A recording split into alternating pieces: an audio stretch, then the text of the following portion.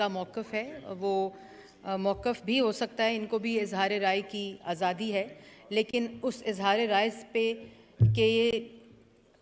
तवस्सुत से किसी के ऊपर हमला आवर नहीं होना चाहिए। और मैं हिना रबानी खर साहिबा की कॉलीग भी हूँ और मैंने उनको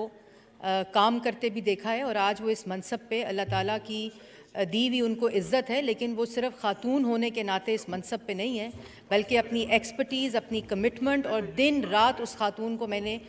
काम करते देखा है। और मुल्क की तारीख़ भरी पड़ी है कि किस तरह ख़वातीन ने इस मुल्क की तरक्की के लिए, इस मुल्क की आज़ादी के लिए अपना किरदार अदा किया है। फ़ातिमा जिन्ना साहिबा से लेकर उसके बाद कुलसूम नवाज़ शरीफ साहिबा भी अभी रीसेंट जो सियासी तारीख़ है उसका हिस्सा हैं कि किस तरह उन्होंने आँखों में आँखें डाल के एक आमिर का मुकाबला किया। मेरी ख़ुद खाला जो अब इस दुनिया में नहीं रही, बेगम नजमा हमीद साहिबा, उन्होंने मुल्क की तरक्की, मुल्क की सियासी जदोजहद और मुल्क की जमहूरियत के लिए जो कुर्बानी दी है वो भी एक ख़ातून है। और मुझे फ़ख्र है कि ये जो ऐवान है इसको भी एक ख़ातून ने इसी चेयर पे बैठ कर चलाया है और ये पाकिस्तान के लिए भी फ़ख्र है और पाकिस्तान की ख़वातीन के लिए भी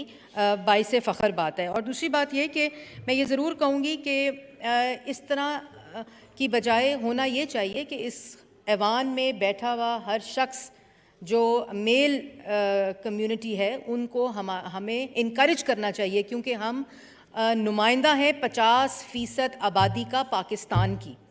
और अगर हिना रबानी खर साहिबा ने अफ़गानिस्तान में पाकिस्तान की नुमाइंदगी की है तो वो पूरे पाकिस्तान के लिए फ़ख्र है। और अभी कुछ अर्सा पहले पिछले महीने मैं ख़ुद OIC की इंफॉर्मेशन